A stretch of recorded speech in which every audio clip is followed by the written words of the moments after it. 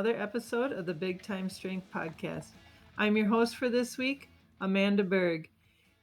Our show this week is absolute fire.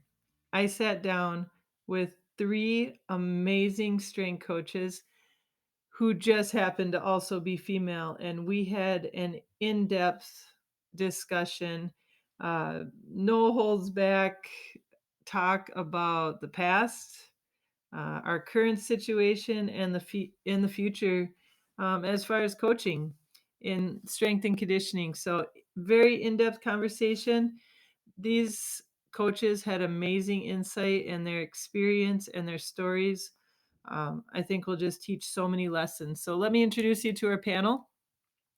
First, we have Coach Liane Blyn. She has been a strength and conditioning coach for over 25 years. She's worked both in the college, the high school, and the private sector. Currently, she is the director of Olympic sports at Arizona State University, and she also has an extensive history as an athlete and a power lifter. And something amazing right now is that Liane currently is the National Strength and Conditioning Association Collegiate Coach of the Year. So bring in the fire with Liane. Next, we have Kat Koch. She has been the director of strength and conditioning of Olympic sports at the University of Georgia since 2004.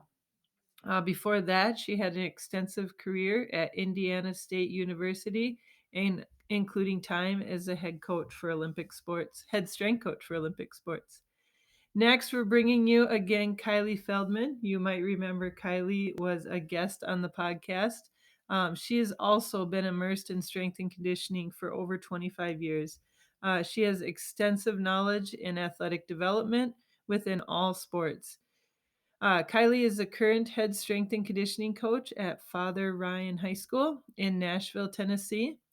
She's worked at multiple well known universities. She's also worked with the military, spent time in the private sector, and has so many great coaching experiences that she highlights. So you are going to love this show today. That's it. Let's just get to it. But first, let's make sure that we give some time and love to our great sponsors who are with us week after week. First one, Team Builder. This episode is brought to you by Team Builder. They are the software for strength and conditioning coaches. Join the thousands of coaches that log into Team Builder every day to write training programs, build questionnaires, and access and track athlete data. Team Builder is compatible with mobile devices, laptops, tablets, and TVs, which make it the perfect software for any setting. If you sign up with the code BIGTIME, you will receive a 25% discount on the new Sports Science certification course. Build the foundational skills necessary to manage data and how to transform that data into actionable assets for your program. Save time and paper with Team Builder today. Thank you, Team Builder. Our next sponsor, PowerLift. This episode is also brought to you by PowerLift. Taking your athletic facility from concept to completion can be a challenge. At PowerLift, it's their goal to make the process as seamless as possible from start to finish. Their weight equipment is made with the toughest materials that can withstand excessive use from coaches and athletes. It's sought after for its unique design, customizable appearance, affordability, and their superior warranty that training facilities want and need. Their weight rooms are designed with the athlete in mind, and they pride themselves on the ability to outfit athletic facilities based on a team's unique goals. That's why high schools, colleges, universities, professional sports teams, and athletic performance facilities around the world have chosen them to help maximize their strength training facilities. Call them today to be contacted by a rep in your area, and also make sure to give them a follow on social media of Facebook, Instagram, and Twitter to see for yourself why their clients are PowerLift proud. Now, let's get to this week's episode.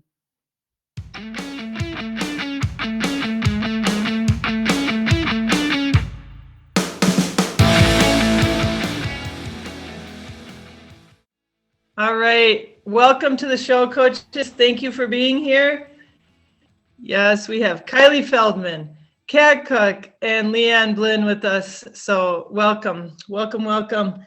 Well, I want to kick this off. We're going to focus on I just wanted to show for Women's History Month, I want to talk about female strength coaches. I always just skirt around it and skirt around it and skirt around it. And I just want to make this a focus. So that's what we're going to do with it today. And I knew I wanted to bring on legendary coaches and just get some good dialogue going. But first I want to celebrate. So moving into coaching and through your coaching career, who were some of the first? I mean, literally we're making history right now, but who were some that just coaches that you were like, oh, female coaches, and you looked up to them or you had even heard of them? So Kylie, why don't you shoot first? You got to start with Meg Stone, Meg Ritchie. She's honestly the godmother of all of us. I mean, she was the strength coach at, I think it was Arizona or Arizona State. Arizona. See, I always got to trust my gut on that.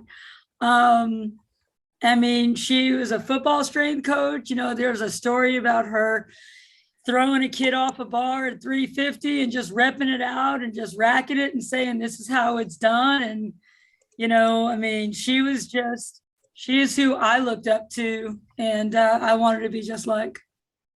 Okay, Meg Stone. All right. Kat, how about you? Well, it's same. And it's funny. I actually met her in person. I was a senior at Indiana, and one of my teammates was a heptathlete, and she got invited to Heptathlon Summit at University of Arizona. None of the coaches wanted to go. She didn't want to go alone. She's like, "Well, you go with me." I said, "Sure." And so Frank, my strength coach at the time, he's like, "If you have a chance, go meet Meg Ritchie. She's also a former shot putter, and I think you'd really like her." And so I wandered the hallways at the University of Arizona and asked for the weight room, and I kind of weaseled my way in there and met her. And I have to be honest, I'm originally from Germany.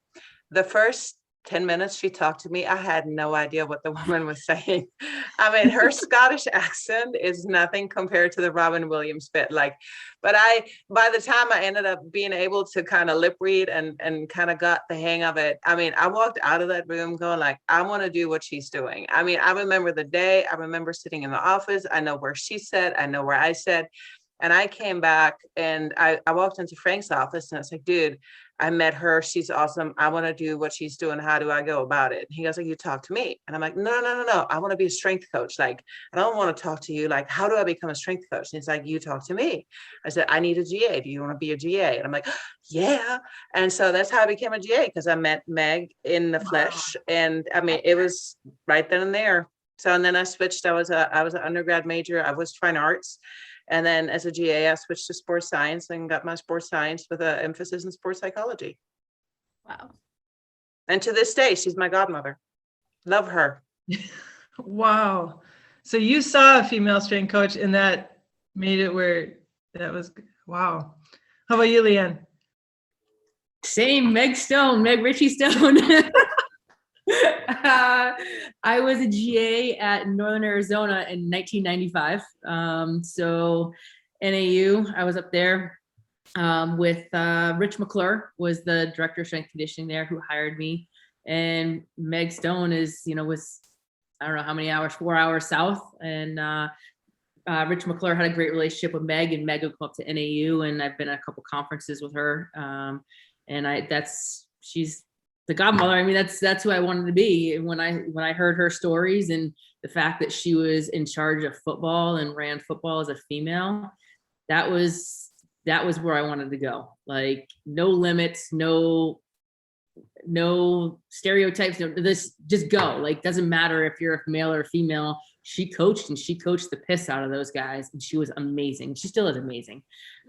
So I think that's where I got my love of the weight room and doing what I want to do. So yeah, there wasn't too many before her. I mean, she was it. I mean, she was the first female strength conditioning coach.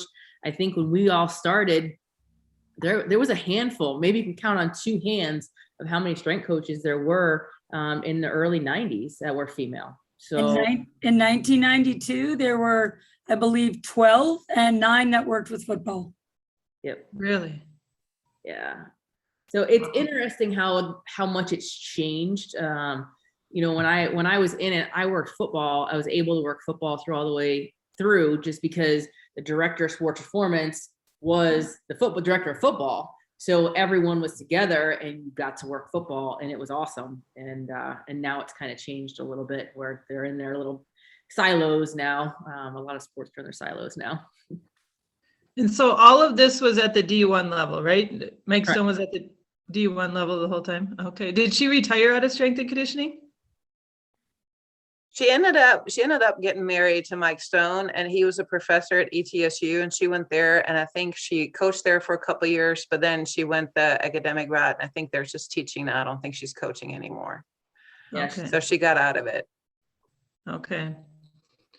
Yeah, I came up in the Division III realm, and I don't think I ever knew a female strength coach at all. I knew, some exercise phys teachers, but never a female strength coach. And I just kind of thought, well, I'm going to do this. And actually seeing Liane, it wasn't even long ago, probably like when you were in the high school and that you had worked with college people, I was like, oh my gosh, there's other female strength coaches out there. And that's how long it took. So, I think of just even at the Division I level, how you rarely were able to see any.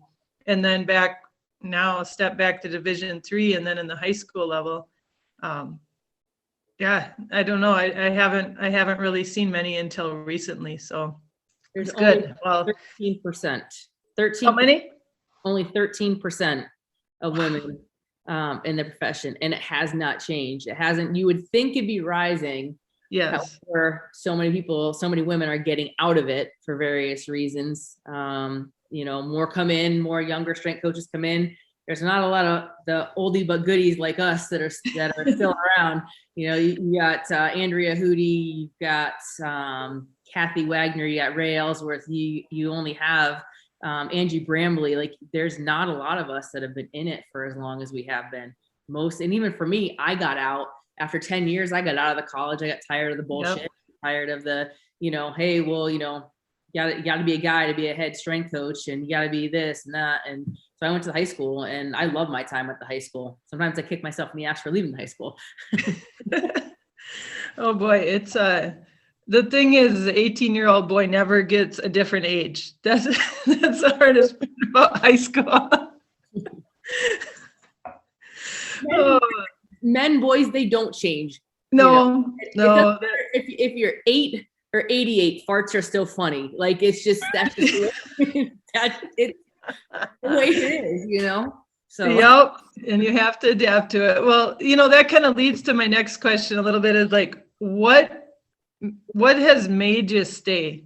Like, what made you like, I'm going to keep going with it? Because obviously I know that there's hard times. I mean, just even take out the occurrences. There's life things, right? Raising kids or moving. So a lot of what kept you around? Well, first of all, I'm kind of the odd bird. I never worked football. I never wanted to work football. And I was as happy as a clam at Indiana when I was there. And a friend of mine she was the assistant coach for volleyball here in Georgia. And I came to visit. And so I'm from a small town in Germany, and Bloomington, Indiana is a small town. I was very comfortable. I was a student athlete, kind of worked my way up, had a fair amount of success with my teams. It was a very close-knit athletic department. And I came to Georgia, and I remember visiting. It was a football weekend, and at Indiana, basketball's king, right? So you kind of knew that there was all sorts of traffic on basketball days, but football, you show up an hour before, you leave an hour after, you're good. And I came to Georgia, and I remember it was like 8:00 in the morning. I think the game was at like 5:35, something way in the afternoon, and the town is packed. And I'm like, what on earth? And my friend was like, yeah, there's a football weekend, everybody's tailgating. And it was just an amazing scene. And I just kind of thought to myself, I'm like, man, you should really look if there's ever a chance. And lo and behold, like a year later, they were looking, and she's like, hey, apply for it. And extenuating circumstances, decided to apply for it, kind of for personal reasons. I was dating a guy at the time, and I thought, well, maybe that will be the way to get him to make a commitment or not. And so that didn't pan out the way I wanted to. So I had to make a choice. You either choose to be a career woman or you're not. So I decided to take the plunge. And again, it was the SEC, I mean, Georgia is such a great place with, so much success and money and everything else. And everybody was just telling me I'd be so happy. And the transition, that's only the second place I've been. Transition initially was brutal. I mean, I had been very comfortable at Indiana. I knew everybody. I knew my way in and out. And at Georgia, everything was different. You come into a new tightly knit group. Everybody had just got engaged or married, which kind of poured salt into the wound for me. And the first 6 months were brutal. But then after that, it was like, look, I made more money, I got more recognition, and then it allowed me ultimately to fulfill my dreams of being a mom. And I managed to do it. Had a great administrator at the time who was very supportive. And I will also have to get Rachel Ellsworth a lot of credit. She's my number two. I remember when I decided, how do I tell my AD that I'm pregnant? I called her. I was like, dude, what do I do? How do I say it? And the other cool thing is, at the time I got support, I didn't even know the lady. There was a coach at Wake Forest, and she said, if Georgia gives you any trouble for being a female and having a child, you call me, I'll get you a job at Wake Forest, which was huge. And it ended up not being an issue here, but as I said, Indiana was just, I had been there, I'd had success. I thought that's the place where I wanted to get married, have kids, and continue my work. And then the marriage part didn't work out, so I switched jobs, and then it worked out here, and it's been a great ride. And I've been blessed to have really good support here and really good staff. So I've been very fortunate. Wow. Okay, good. Liane, how about you? I met my husband back in Reno when I was a GA, or not GA, when I was my first time job at Nevada, Reno. And I met Rich there. We dated for a while. And for me, my career was like my number one thing. And it's always been that way. I'm lucky enough where I've dragged his ass across country and back and forth again. So, but his job allows that. He does the sports medicine for the professional bull riders. So all he needs is an airport where he flies in and out of. So for me, when I left Reno and went to Boston, he came with me. At the time, we weren't even engaged or anything. He just said, all right, I'm going to go. And then when I got there, about a month later, we got engaged. But then I left Boston College, came to Arizona State, dragged his ass back to Arizona State, and went back to Boston, went to high school and private sector. Then I said, hey, I want to get back into the college setting, went to App State, dragged his ass to App State. And now we're back at Arizona State. So it's been 20 years of, it'll be 22 years in May that we were married, but dragged back and forth. As far as kid-wise goes, I chose not to have them. I chose my career to be my thing, you know. Sometimes I regret my decision of not having kids, but it was what it was. And I was also a high-level competitive powerlifter too. Yeah. So I chose my career, and I chose powerlifting over choosing the family route. But I would never give up my career, and I would never give up my powerlifting and competing. So I guess I was a little selfish in that sense. Now being almost 50, I kind of regret it a little bit, but it is what it is. Okay. I have 800 kids, well, 650 kids in our program right now. Like, I've had kids, they're just not my biological kids, you know. Having my own kids, they always assume that the kids that I coach are more important. Like they joke that who mom's favorite kids are too. So, oh yeah. How about you, Kylie?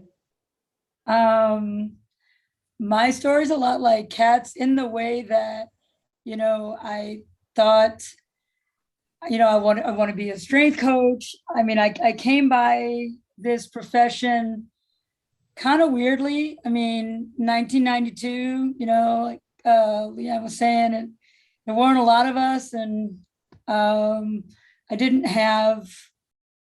was a dancer. My background was dance and dance team and competitive, you know, doing that stuff at Colorado State. And I was on the dance. I was in a dance company, and that was my major at the time. And after my mom had passed away, I moved back to Boulder, and started doing plyometrics and conditioning with the club sports there, and fell in love with it. And I'd always liked weight training, and I was always pretty good at movement patterns. And, the way I saw movement was, just to me, sport is movement and dance and just off center and balance and just a different kind of perspective. And so I went to Doc Crease at Colorado and just walked right into him and just said, hey, this is what I want to do. And I want you to be my mentor. And he was like, who are you? Get out of my, I don't know you.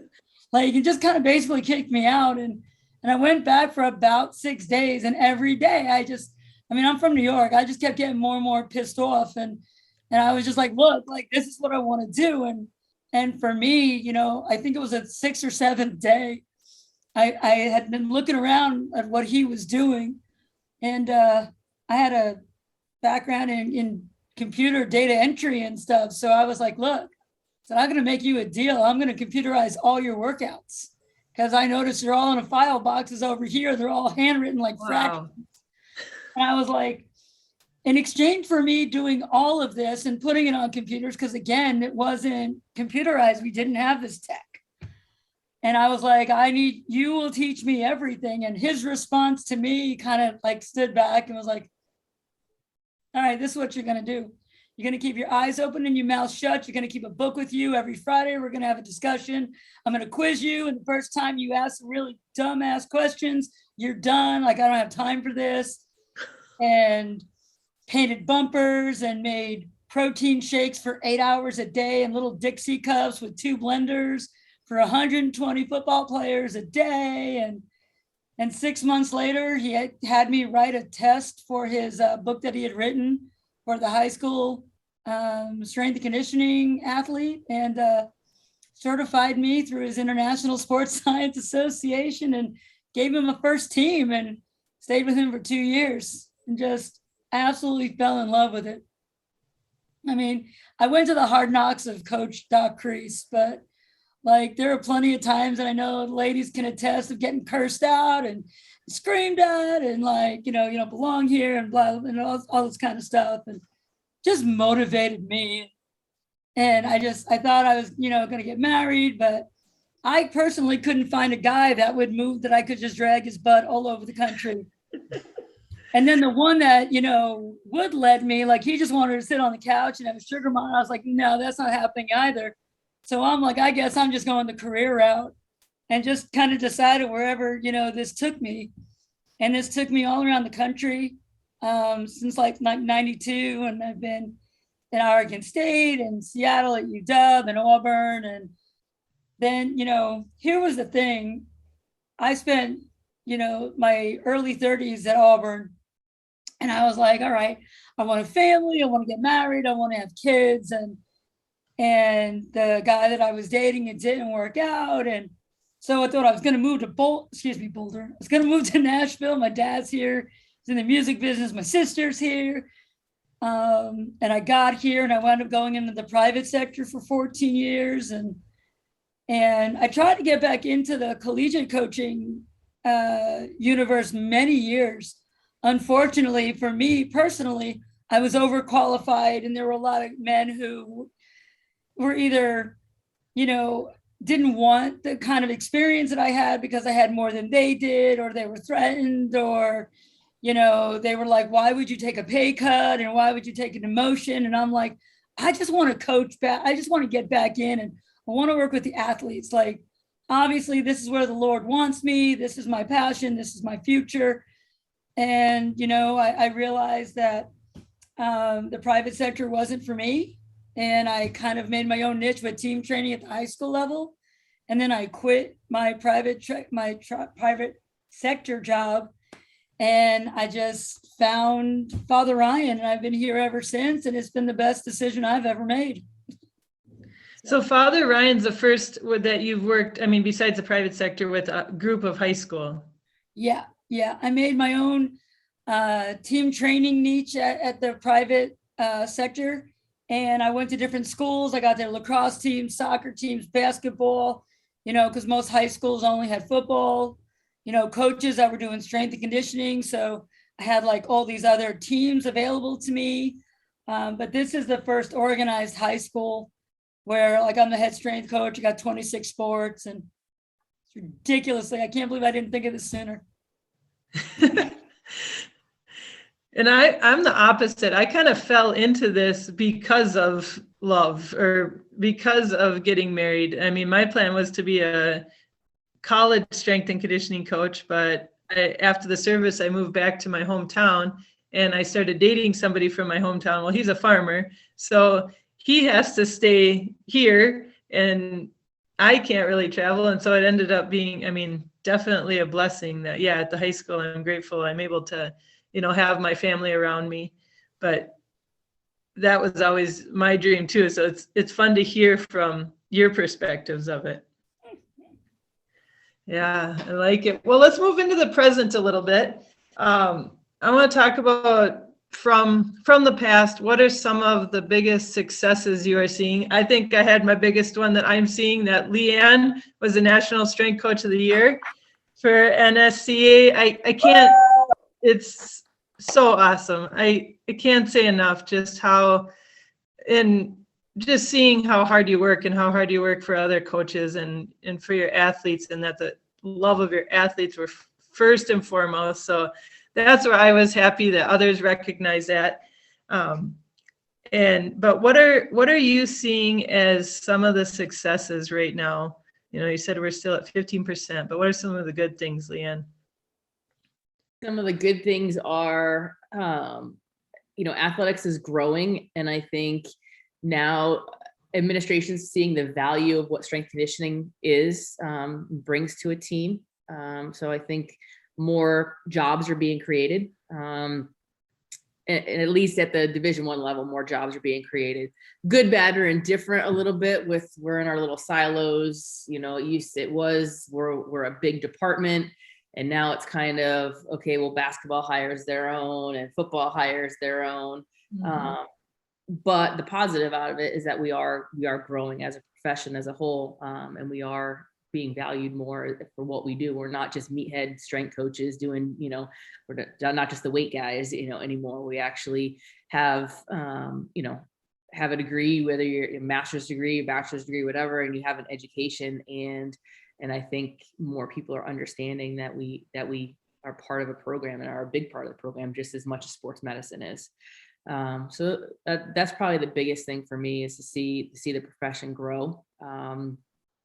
And I think from a high school standpoint, to see more high schools bringing in strength conditioning coaches. Like, I am grateful for every single high school strength coach that is out of school, sends me kids. It is the best thing ever when a kid comes in and says, I worked with a high school strength coach, and I don't even have to go back to, we still go to the basics, but at the same time, they can clean, they can squat. It's not like them going with their buddies to the gym anymore. So I'm grateful for that, for the high school programs, growing too.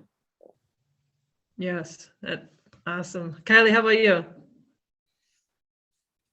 I really would have thought, Liane, that number was higher, because at the conventions and the conferences that I've seen a lot more women there than ever before. I do agree, that they're leaving, as they knock off, they come up. And like you said, they're good, bad, or indifferent, but I see the opportunities being endless. I'm still pushing that we just get seen as strength coaches and not female strength coaches. And I'm starting to see where, female coaches are coaching males, and it's not about females only working with females and males only working with males. And, I love the success that I saw where my athletes, after seeing a female strength coach, didn't think twice about seeing girls in the weight room. When I was at the college, I mean, everyone's so intermixed, just because of team time availabilities at college, you come in like 3 to 4 and there are a couple of teams in there, and everyone just gets treated like athletes. And I appreciate that. And I think that's a big success where, a boy coming into, the strength room and seeing me lifting and seeing our girls lifting and seeing them lifting with guys. And quick story, I had a male head strength coach who kind of is beginning his journey. And he was, we were talking and he was just like, my admin, they just throw all the kids in there together. And I really just want to get them separated. And I think I want to hire a female to work with the females. And my question was, why? He was like, well, they could have a deeper connection with them.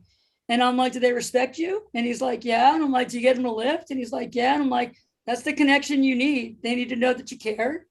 They need to know, so he sat in on one of my classes that I had integrated. And at the end, he was like, I see what you're saying. I'm going to bring the culture to this room and I'm going to keep them together and I'm going to have them working out together. And to me, that was a huge victory. I was like, heck yeah, big step up and getting all of us onto the same page as being strength coaches. So I'm pretty jacked up about that. Yeah. I've seen some wonderful male coaches working with females lately, and just that it doesn't even seem like a thing. They get their respect. So good. How about for you? I'm Go sorry. ahead. Don't get me wrong. I think there is value in women working with women. Yep. And in the programs that are split, I personally just think that there creates a lot more opportunity when we're all just coaches and athletes and it's here instead of just all, sectioned out. Sorry. Yeah, no, I see it. How about for you, Kat? What's been some big successes that you're seeing right now? I think, when I started back in the 90s, I think the women were like, not every staff, but like the bigger universities all had like a token female and we're the entry level position. It was like the under, like like you get 30, like whether 23,000 at the time or 27,000 and happy to have you. And then once you had a token, that was it. And there was no, like you didn't move up and you couldn't go anywhere and like you had your teams and whatnot. And I think that has changed. I think there is more. I mean, I am excited to see all the females that are like now like creeping up to 6 figures or making 6 figures. And they're not necessarily working just with basketball. So I think I'm excited to see that the good women are now pushing forward and they're demanding. They're like, I have this, so you need to pay me that. Somebody said to me one time, I remember somebody wanted me to apply for director position. And I looked at the list and I'm like, even after 2 decades here in Georgia, I'm like, I'm not qualified for that job. I'm like, no way, Jose. But then I know guys that applied for that job that had a fifth of the experience I had. And I think we women look at it as like, if there's 10 requirements, if we don't have at least 8, we're not even applying. And I think guys are like, or used to be. And I think guys, if they have 2 out of 10, they're like, whoa, I got the job. So I think we're getting better as selling ourselves and supporting ourselves and demanding the paycheck that a guy would get, it's getting better. So I think while the numbers haven't gone up to what it was 10 years ago or 15 years ago, it'd be interesting to see the average salary for that position in comparison to the average salary of the men. I would like to think that it's gone up a bit. So I think that's kind of what I'm excited about, to see women be successful and then saying, look, I'm worth it. You want me and this is what you have to pay me. Otherwise I'm going elsewhere. So I think, that's a good thing. And again, I knew somebody at a Big Ten university, and in order to diversify and make herself more marketable, she took on more teams at the same pay. And I'm like, the guys will do the opposite. They'll be like, okay, I'll take one team off, but you keep paying me the same and move forward. And that's just, I think that is something that has changed, I think, in the past 5 years. We're like the 20, 30 some ladies now are going like, hey, no, this is what I want. I'm worth it. Take it or leave it. Yeah, I love it. I think of we have the Tucker Center, Tucker Research Center for Women in Sports, and every year they put out a grading system to all the Power 5 schools as far as female coaches that they have on staff, and then they will publish it and rank it. And I think the next step is we got to get strength coaches on there as well. and how many are hired. So hopefully moving forward. My next question kind of came out of something I had happened to me just a couple of weeks ago. And a coach was just, a younger coach was going toe to toe with me about some programming stuff. And it ended up just escalating a little bit. And I had talked to the head coach about it, and I said, why does it take you saying that I'm good enough in order for other coaches to think that I'm good enough? A younger coach stepping in and so I was like, is there anything now that you feel like is happening? You're like, I did not think that this would be happening this many years in. Like, we've obviously, in my situation, we've had success. I've been around, like most of these kids' lives. They've had me since they were coming into school, even second grade in youth programs. Like, why am I still having to prove programming? That was my big thing. So Kat, maybe you could talk. Is there still something that you're kind of going through, like, I didn't think I'd have to go through this later in my career? Yeah. You know, a couple months ago, I had a conversation with a bunch of colleagues, and then a male coach who's working with a female team said, when we talked about possible replacements, said, well, my girls aren't going to work with a female coach. And I sat there and I'm like, you would never say that about any other fill in the blank. I said, that's just one of those, it really, and I respect the person a lot, but it really bothered me. And then later we had a side conversation. He apologized, and I didn't mean it like that. But I'm like, in the conversation, it comes out as such. And it's still a stereotype. I mean, when I first came to Georgia and I worked with men's tennis, we were on the road, and some of the guys messed up and they had to go on the treadmill.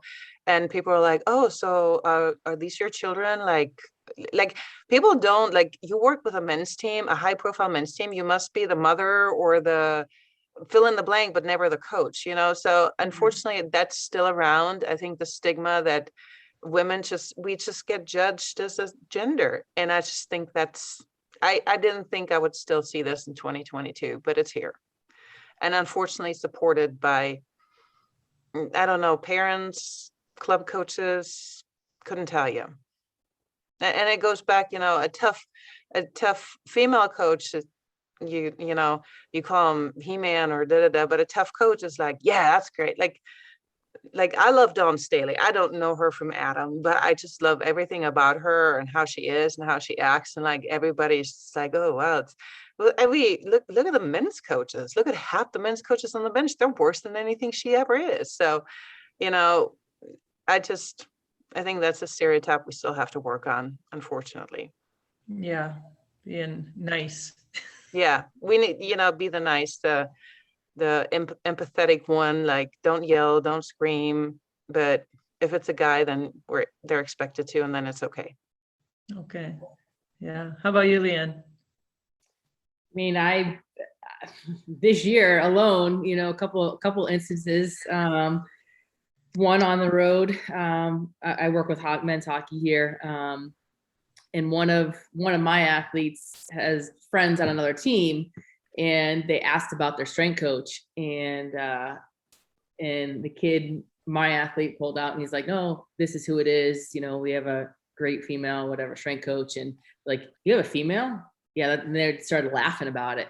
And he pulled out his phone and pulled out everything on, you know, YouTube lifting and all that stuff, my career as a lifter. And they're like, oh shit, like, she doesn't, you know, but the first thought of it is like, okay, you have a female, what's a female going to do to help you with, you know, as a strength coach in hockey? But, you know, my guys, they back me up and they're like, no, like, she's legit, kind of thing. And then another time, warming up guys, we're outside in the parking lot, warming the guys up pregame. And some older guy, he's a parking attendant. He's like, oh, who are you? I'm like, I'm a strength coach. He's like, oh, it's nice to see women working with men finally, you know, like, it's one of those things. I'm like, okay. But it just hasn't gone away. Like, I don't know if it'll ever go away. And for me, it's like, it shouldn't matter. Like, Gino Auriemma is arguably one of the best women's basketball coaches out there. And no one says, well, he's a male coaching women's sports. Like, why is it such a big deal that I am, yes, a female and working with men in the weight room? It shouldn't really matter. And I think another thing too, like, in the beginning with like football, like when I was an athletic training major first. So I started at athletic training, and then I went to Miami, Ohio. I met Dan Dalrymple, and Dan Dalrymple, I did an internship for him at Miami, and he made me want to switch from like waiting for things to happen to making things happen, and being in the weight room was where I wanted to be. So all that time, like, and it was kind of like, okay, I want to be in the football route. I want to go in the football route. I want to be a football strength coach, and I want to go to the NFL. Well, no NFL teams were even looking at females. Like, no NFL team. Like, I changed my name on my resume to Lee. Okay. Wow. Just to put my resume out there. And then when they call and find out you're a female, yep, gone. And then how many years later, I don't know, maybe 5 or 6 years ago, they started promoting, we want women in the, women on the sidelines, or women in the profession of strength conditioning in the NFL. Well, it was a diversity inclusion thing, because they found out how few females they had in their whole operation. And then all of a sudden it's like, well, let's just take like Kat said, that token female and put them in. Like, I don't want a job just to fill and check a box. Like, I want a job because I'm good at what I do. So, I mean, that's been frustrating. I think it's changed a little bit now, but you still have never seen a D1 female football strength coach at a Power 5 school. You've seen assistants on the sideline for the NFL, but you've never seen a head yet. And I don't know if that ceiling is ever going to be shattered. I really don't until you get, I don't know if it's ever going to happen. I feel like you should not ever have to back up how good you are as a strength coach with how good you are as an athlete. Like, that should be able to be separate, right? I mean, your values should be both. Yeah. How about you, Kylie? But by the same token, when Liane just said she changed her name, I met, and I'm going to butcher her name, Ray Balkovich, the girl in baseball. I saw her during the pandemic. She was on a Zoom call, and she was fantastic. And I looked her up, and she said the same thing. Her dream was Major League Baseball. She applied, didn't get it. And she had done, her full name is Rachel, and she said she was a softball catcher, and she changed it to Ray, and she just said she was a catcher and put her position, and that got her foot in the door. But again, think about it. As a woman, you're neutralizing your name and your position to get recognized. No guy would say, no Stephen would go, oh, let me make it Stephanie. Short, like, it wouldn't happen. So the sad thing is it still happens. Now she's made progress, and I think she's proven herself, and it doesn't matter anymore. But again, to get the foot in the door, you have to do stuff like that, and no guy ever has to. Sorry, Kylie. I bet you know a little bit about that, huh? And Kylie's name is Kayle. So she takes a big breath.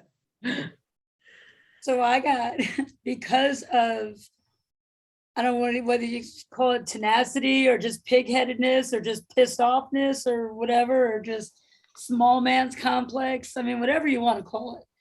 I've gotten a lot of, because my bio and my resume says football, and I have a guy's name and got a deep voice, and I apply for a job and I get the calls, and so I interviewed, and I will not use the school names, just not going to do it. But I walked in, and then I had the appointment, and I had the interview set up, and it was set up through, I guess, HR. And I walk in, and this guy sitting in his chair, and he was like, "Can I help you?" And I'm like, "I'm here for the strength coach interview." And he goes, "You're what?" "I'm here for the strength coach interview." But takes his feet off his desk. He goes, "Come here." Takes me into the coach's room, right, where all the assistant coaches are. Stands there and goes, "Hey guys, guess what? Want to try to figure out what job she's trying out for?" And they're like, "What?" And I'm just like, "What's the problem here?" And I'm like, the strength coach. And they laughed. And I stood there and I'm just like, when you're done laughing, can we get on with this interview? Because like I got lots to say. And the interview obviously didn't go very well after that. I was extremely professional, but I mean, I knew I wasn't getting the job. So, I was pretty candid and transparent about my answers because, when you got nothing left to lose, you're just going to put it all out there. And then got in front of another coach, and it was a school that was just being created. And I was working with the Nashville Cats Arena football team, and I worked with the U.S. Army Rangers. Like, got some high caliber behind my name. Like, I got some good experience. Like, I get that, I'm 5'3", and like, I don't have this big, thick body, and like, I can be socially awkward and stuff like that. But I know my crap, and he sat there and he was like, I would never hire a woman to work with my boys. And I'm like, what do you mean? And I'm like, I don't understand. And I was like, did you look at my resume? Like, I mean, if the U.S. Army Rangers are going to work with me, and if University of Washington, if I can work with them, like I can train your freaking 18-year-old kids. And he was like, never hire a woman. Don't worry about it. Thanks for coming. I don't even think we need to finish this interview. And so, I mean, that's a little frustrating. So yeah, I mean, the profession has been up and down with that. And I've gotten a lot of interviews because my name looks like a guy, and I've lost a lot of interviews when they were looking for that token female. What a great word, token. I remember being ecstatic at Florida with Lisa and Karen that there were 2 women at the University of Florida. That was a big deal for me. So I think we got some ways to go on that, to be fair. But as I talk about this, there are a number of coaches, male coaches out there that were my biggest cheerleaders. Rick Hughley, John Sisk, Alan Hedrick, Doc Crease, Marty, and I'm gonna draw a blank because I'm having senior moments sometimes. I don't know if you guys are. I've been in this for a while, but my football coach at Northern Colorado, he's at Wyoming now, and just for as many as that didn't think that I belonged, there were quite a few that were my champion, and I applaud them. And I know you guys have had, Dan's amazing. I mean, Dan's great. He's such a good man. And Kat, you're surrounded by some great ones too. Yep. I think all of us have been coaching since the 90s. Is that right? Yeah. Yeah, late 90s for me. Lord. Yeah, so wow. Yeah, long ways to go, but there's steps, but hopefully the next step just moves faster. That's my goal. Callie, I think you're on to something. I think the sport coaches come with it too. I mean, at Indiana, I worked with men's soccer, and I think Liane's the same thing for you at Arizona State. Like for Jerry Yeagley, it was never, ever a problem I was a female. I actually think he looked at it as a benefit to have that person that was just different from the rest of the coaching staff that kids entrusted to. Again, I would venture to say 98% of kids in their senior speech just think mom, like at least, if not more. So I think Jerry embraced it at Indiana with soccer. It was awesome. Same thing. I remember I went with Georgia swimming to nationals, and I was up in the stands. I couldn't be on pool deck. And Jack Barley comes up to me and he goes like, hey, you got to meet so-and-so. She was in the stands right next to me. And he goes like, she was the head coach at South Carolina. Well, she's retired now. So I sat next to this lady, and she told me back in I think it was late 90s, she was the first female to head a swim program in the SEC. And she said that the only one that took her for serious was Jack Bowerly from Georgia. And she said he's the only one that kind of listened to her and kind of had her concerns at his forefront. So it takes the sport coaches. Again, Amanda, you argued with an assistant coach. Like the sport coach should just tell them, no, end of story. She does it. Boom. Yeah. And that's what it is. So it's not just our field, but other ones. And I know for swimming, I don't know how it's in other sports, but I just went to nationals in Atlanta. Swimming is the same thing. Women are few and far between. Maybe it's a little bit better, but it's kind of hard. Their schedule is hard. They have long days, 6 days a week. So it's not just our field, it's other ones. So as we support each other, maybe that's a good thing, you know.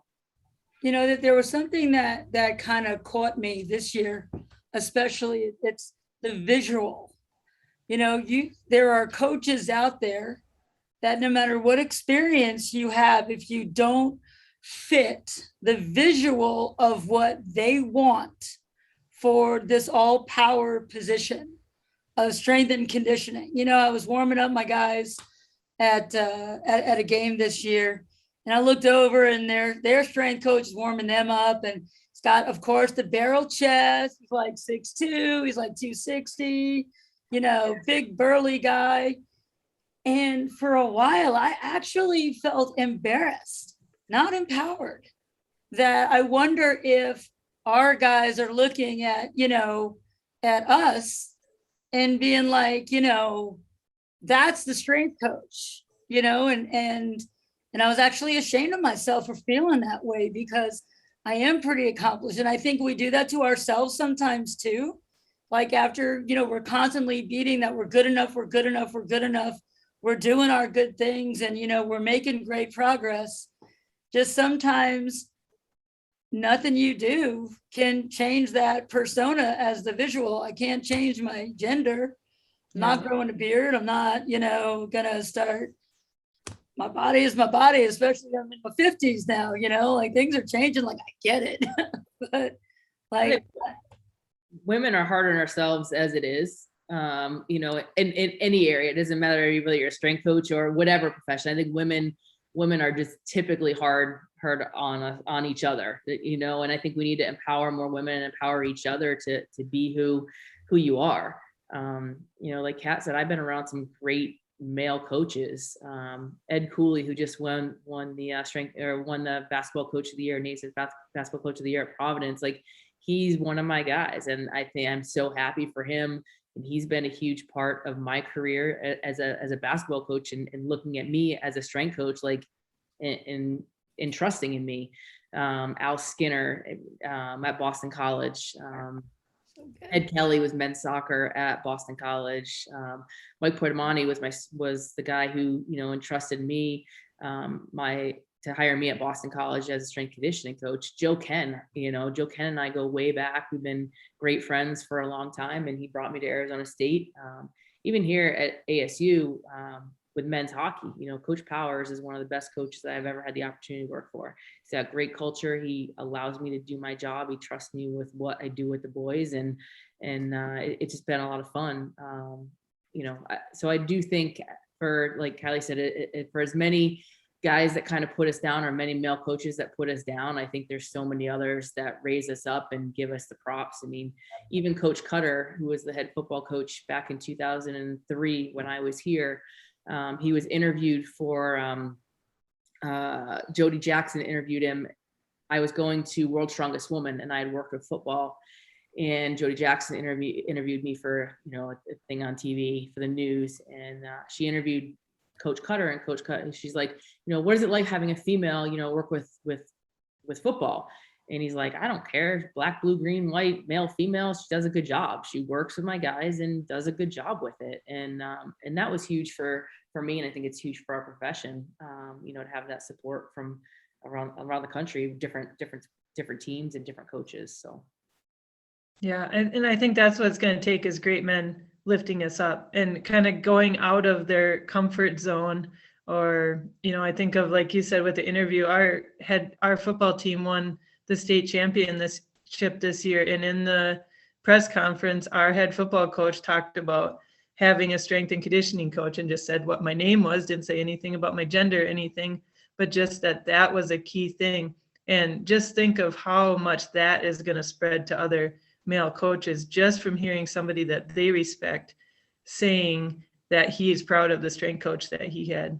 And it's a privilege that we get to see sometimes A, the assholes, and B, the ones who like, you don't think of it that they're going to lift you up, and you're like, wow, when they support you.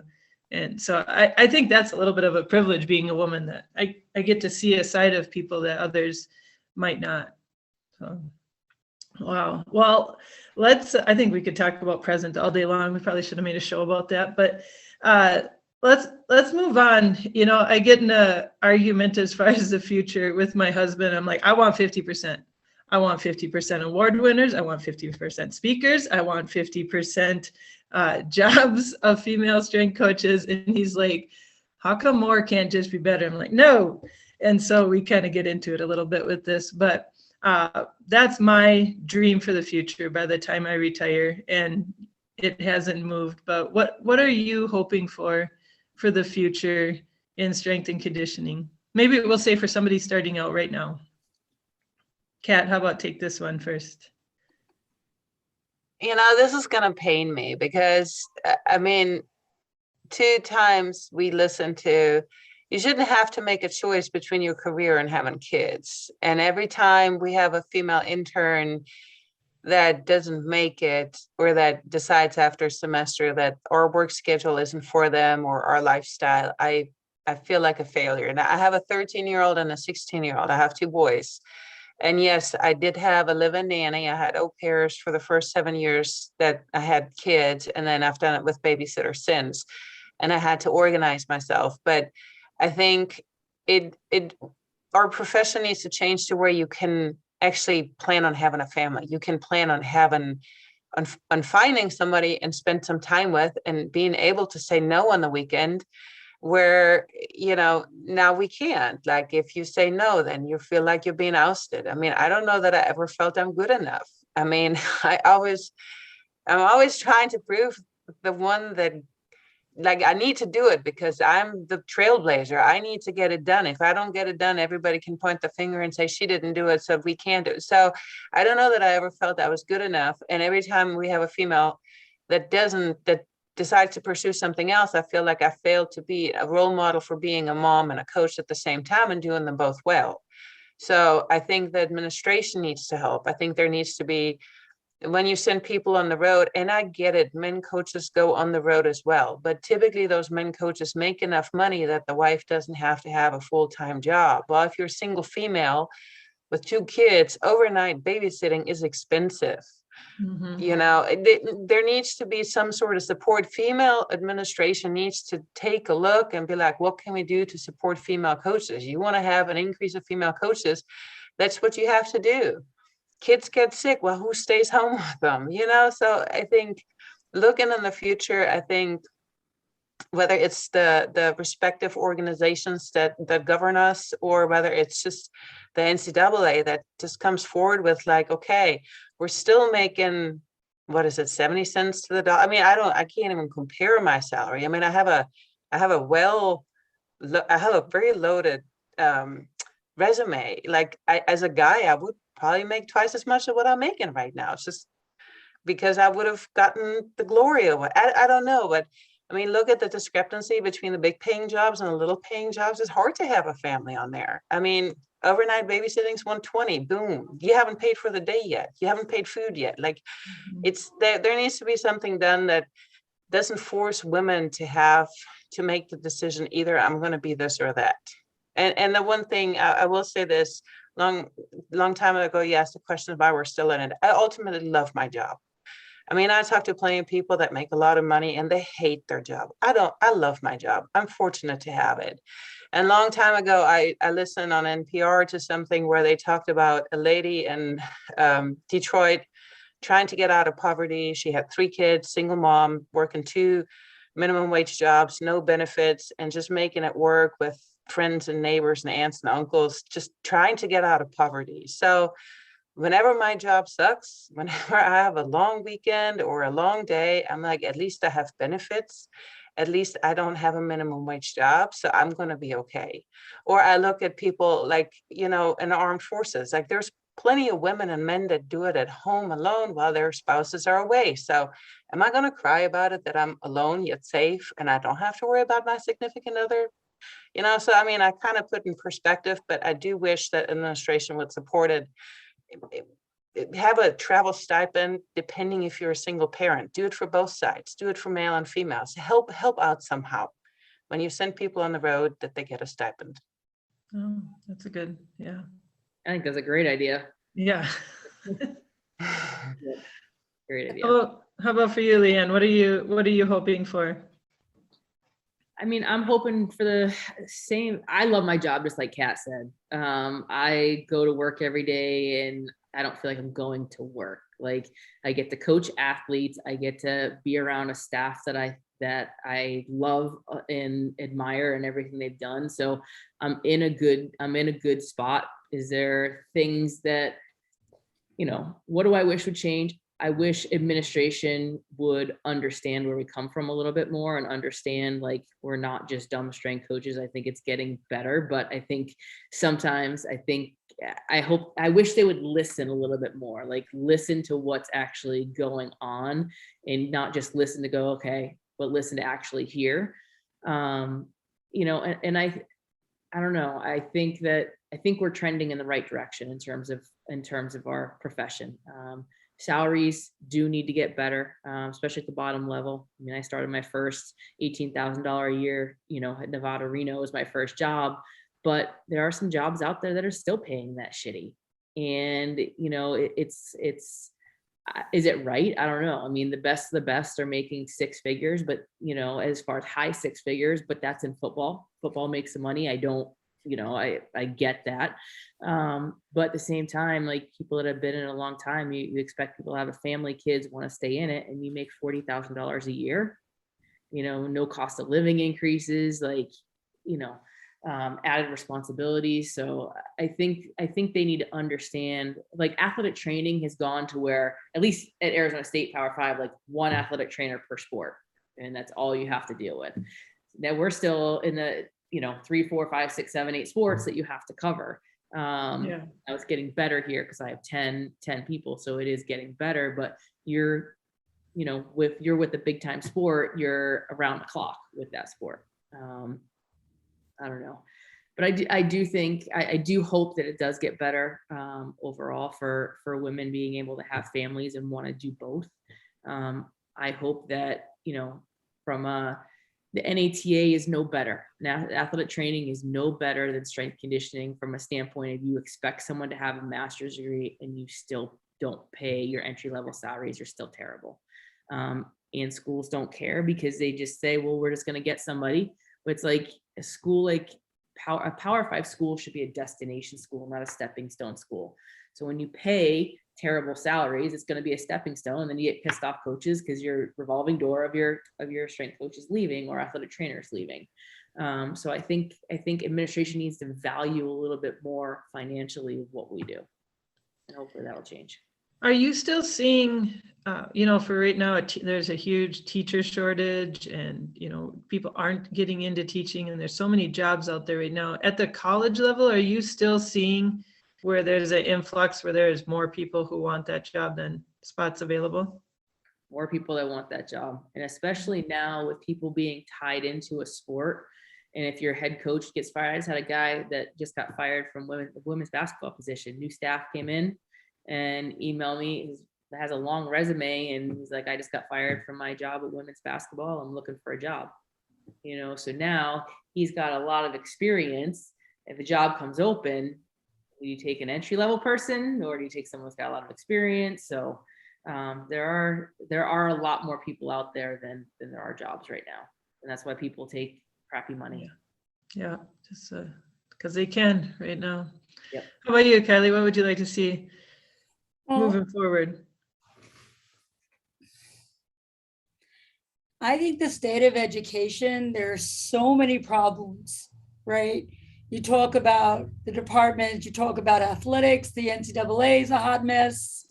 There are so many, I think of like a barrel with all these little holes in it, and where do they even begin to, recognize that there are issues and respond? Because we've had the same talk in the 2000s about where we want to see our future go. And Liane, I can tell, and Kat, I can tell you right now, if we had the same conversation 10 years ago, 15 years ago, you would have said the same thing. And that we've seen the job postings for a California school, I think it's full-time with a master's, 22 or like 23 or something like that. I mean, the state of the issues, they're so deep and they run deep, and I don't have an answer for, I don't know what the answer would be for that. I can only, after being in college and now being at the high school level, I see a bright future for coaches, especially female coaches that want to make a difference and build good humans and make the difference at the high school level. I see that as the new uncharted territory,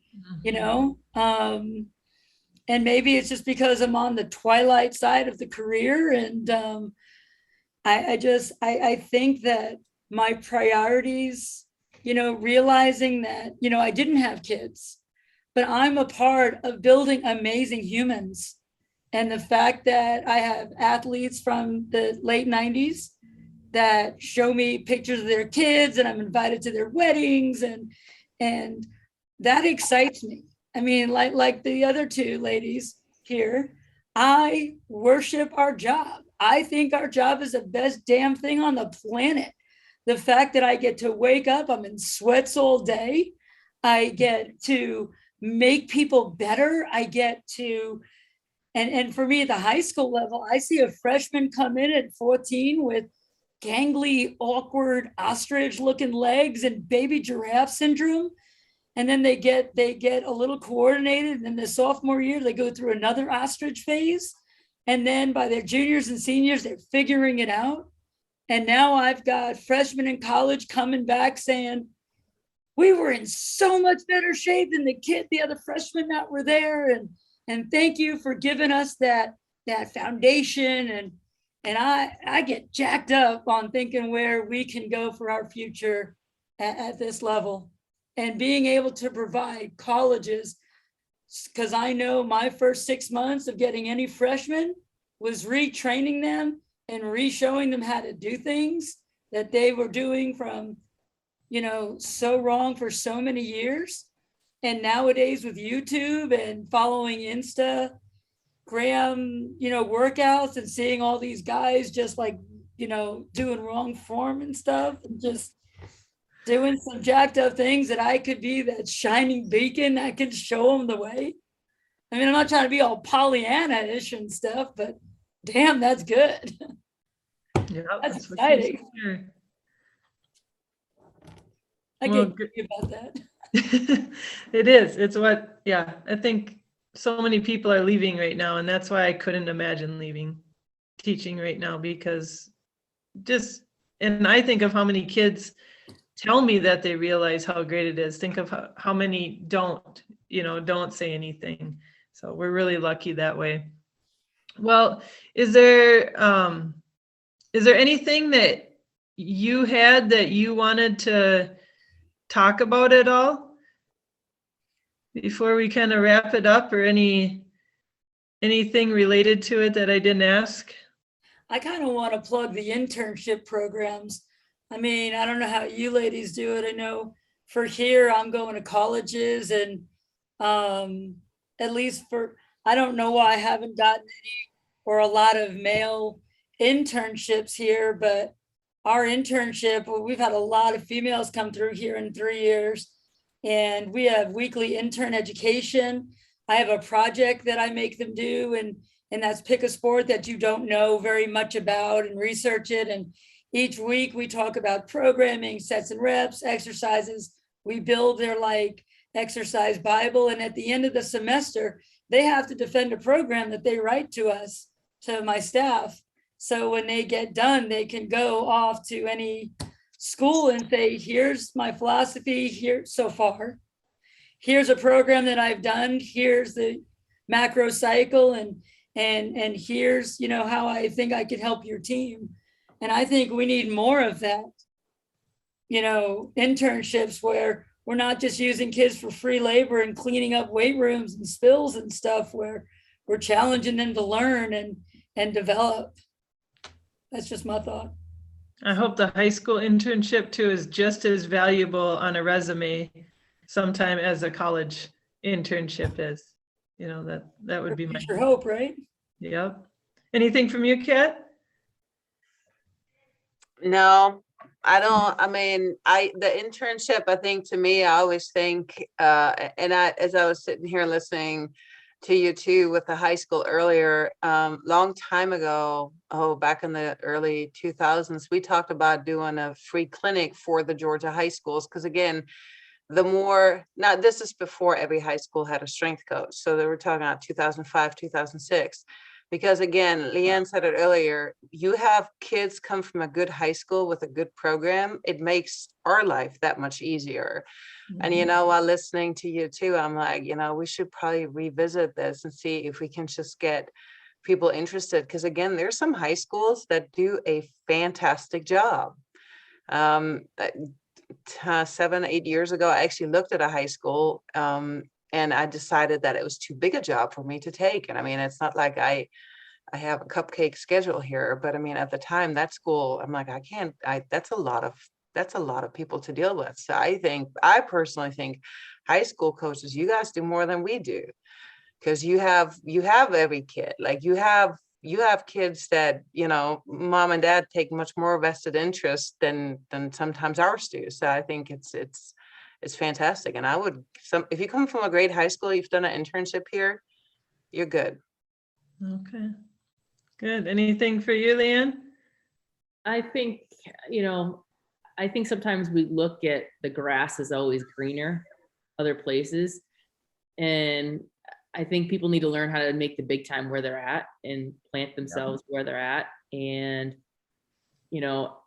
early in my career, when I left the college setting, like I went to the private sector, I was made to feel by the people around me that I was less of a strength coach because I was going to the private sector, that I was less of, a coach, that I wasn't at the big time.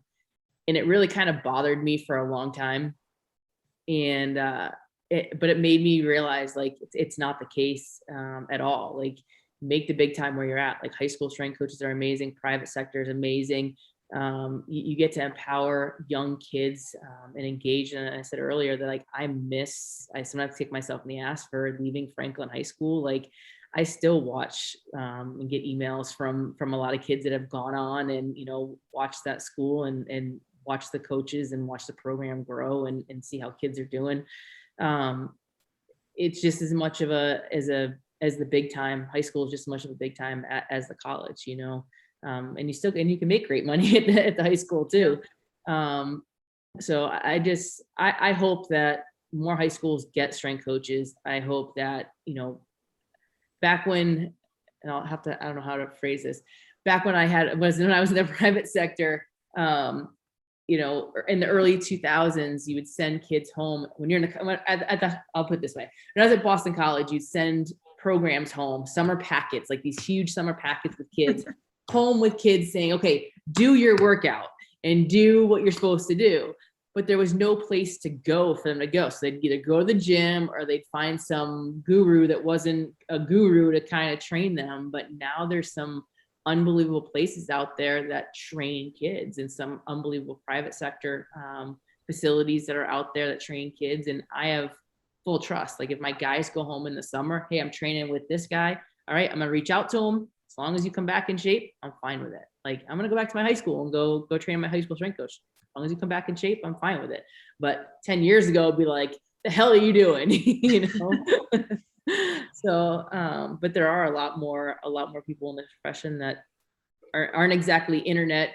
The internet drives me nuts, the internet gurus and the internet like warriors, and they say all they do this stuff, and kids come back with the stupid stuff. Hey, look what this guy did, I want to try this, or or the internet coaches that charge $300 that have a month that have never done anything in their lives but put themselves out there that they have. So that's all on my end. Good. That's Pat? exactly why Gage started this podcast too, to just highlight coaches. Like sometimes you got to go out and find the coaches that are literally, making it big time where they're at.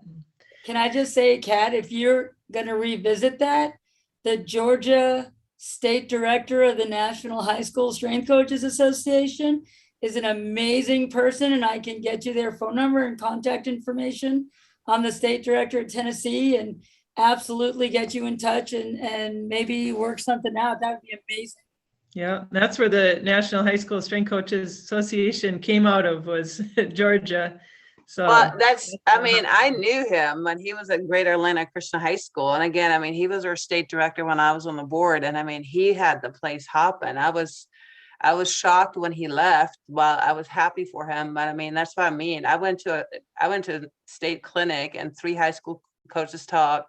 It was Gary. It was the guy from Norcross and somebody else. And I was like, holy matrimony. Like that is some cool stuff they're doing at the high school. So yeah, it's just, there's some hoops to jump through. But we talked about it back in the days when I had Jeremy Hefner, who's not at Baylor. We talked about doing it for free to help. Again, that was pre-high schools having a strength coach, but I know my kid's high school doesn't have a strength coach, so they might benefit from it. yeah. It's selfish. Love it. Well, Yeah.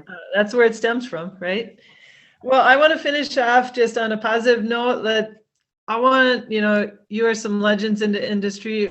I want you to maybe highlight a female coach right now that you see at any level, just out there killing it, doing things for the better, and you're excited for the future, what's in store for them. Liane, how about you got one in mind first? Lindsay Kirschman. Oh yeah. I think, obviously we know her from Leader Kit, but I think she's doing some great things where she's at, and I think she's gonna continue to grow and flourish and become a great, she's already a great strength coach, but even better, and do some really great things. Women's basketball is on right now. Andrea Hootie and Molly Benetti, they're doing some amazing things. Andrea's been around for a long time. Molly, not quite as long, but know her from Leader Kit. So excited for them and to see where they're going and what they continue to do. Yes. And Lindsay's at the University of Alabama now, I think. Or is it Alabama State? You're not good with me. Southeast Alabama, something like it's some small school. Yeah. Okay. Yep. Kylie, how about you? Not to pander, but I think you're our future, to be fair. Andrea Huddy, legend, Ray, you two. But you're our future. You're bringing podcasts together. You're getting this technology. You're rounding up, and you're putting us out there. Who not better to represent us but you? So, not like I said, I'm not trying to pander, but yeah, I've heard you speak and I've seen the things that you're doing. And I just think it's amazing. So thank you. My goal is to put voices out there. That's what I kind of feel is definitely happening. How about you, Kat? Well, I got lucky recently. We hired a new staff member, Kelly Dormandy, and she came. Now she was in a very good position at LMU out in California, but decided to come and help our new soccer coaches out that we hired. And she is all this in a bag of chips. So if in my next life I can come back, I would like to have some of Kelly in me, just the way she handles herself, her teams, her demeanor. She is the nicest, kindest, tough coach I've ever met. So that's one. And then the other one, I want to give one of our girls that we had a couple years ago a plug, Jordan Connor. She's married. She's at UNC right now, and she's young. She actually was on a couple of meetings with me for the CSCCA, and I think she's a really young up and coming coach, very put together, knows her skills, knows her programming, and I think she's got the future ahead of her. Okay. I saw one last year at the high school national conference, and her name is Maddie Dietzel, and it was the neatest thing. The I'm going to butcher their name, Satana College was giving away a master's degree. Like that was the grand prize. And they started pulling these names and everybody there had a master's degree, which kind of all the names that they were pulling, they're like, no, I don't need that. And so then they said, okay, everybody just put your name in. And or everybody who would like this and put your name in. And she won it. And just seeing like how excited people were for her and the investment that was being made in her as a very, very young strength coach. So actually Jeremy Boone, I talked to him after, and he also like invited her into, one of his leadership programs and just investing in her. And I'm really anxious to see how that pays off when, we got to see where somebody, instead of just clawing and fighting to get in the door, people were right there investing in her. So, and she's a good strength coach. I'm excited to see if that pays off. So that's what the future will look like to me. Just keep investing in young coaches. So, May I throw one more name out there? Yeah, heck yeah. Because I drew a blank, to be fair. I mean, Emily Mayer, Strong Rock. Yes. I'm excited to see where she goes. Yes. Super passionate, super excited, deer in headlights, and just so excited about her team did amazing this year and the things that she's doing. And she got a really bright future. Yeah. Oh, yes. Very bright. Well, I thank you. Go ahead. I'm ready. Sorry. Dee Hernandez. Dee was with me for 3 years and left and went to the military side up in Tacoma, Washington. So she's up with the military up there doing that. And she's crushing it. And then Laura Serafino. She's amazing. She came from the Citadel, played soccer at the Citadel, worked for Donnell, the Citadel, and she's just done an amazing job for me here at ASU. And she has an amazing, bright future ahead of her too. So I'm excited for her. Oh, yes. I want to play this like 10 years from now and see where these ones that, we wanted to highlight and how they're doing. So, well, thank you for this.